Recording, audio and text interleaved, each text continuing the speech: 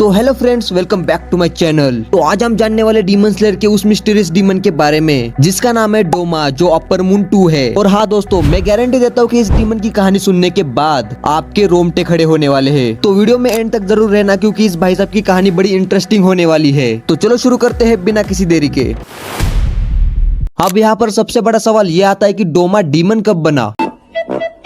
चलो छोड़ो गाइज, मैं आपको ये आगे बताऊंगा। लेकिन क्या आपको पता है डोमा को एक रेयर बीमारी थी, बट ये बीमारी की बात ही अलग है। अगर एक इंसान किसी बीमार या बीमारी से गुजर रहा हो तो वो डीमन बनने के बाद बीमारी और दुख दर्द से मुक्त हो जाता है। लेकिन इस बंदे की तो कहानी ही अलग है। भाई साहब डीमन बनने के बाद भी बीमारी से गुजर रहा है। जब डोमा का जन्म हुआ था तब सभी शॉक हो गए थे, क्योंकि डोमा एक रेयर रेनबो कलर के आईज के साथ पैदा हुआ था। डोमा के माता पिता को लगा कि डोमा एक भगवान का भेजा हुआ फरिश्ता है, और उसके माता पिता को ये भी लगने लगा था कि डोमा भगवान की बातें सुन सकता है। इसलिए डोमा के पिता ने उसे इटर्नल पैराडाइज कल्ट का लीडर बना दिया। डोमा का पिता एक लीचर था।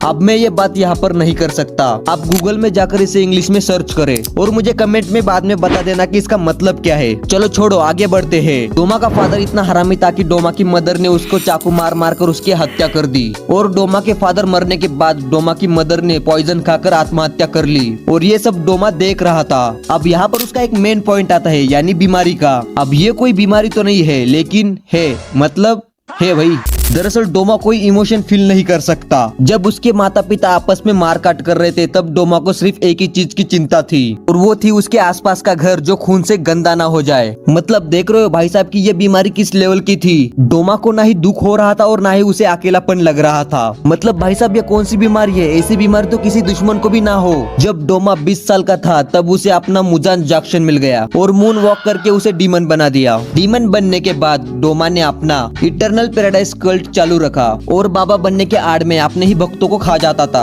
अगर आप जानते होगे तो इनोस्की की माँ इस इटर्नल पैराडाइज कल्ट से भाग कर आई थी, जहाँ पर डोमा खूबसूरत लड़कियों को खाना पसंद करता था, और दूसरी तरफ इनोस्की की माँ की कंपनी उसे अच्छी लगने लगी थी। तो डोमा ने सोचा कि वो इनोस्की की माँ को नहीं मारेगा।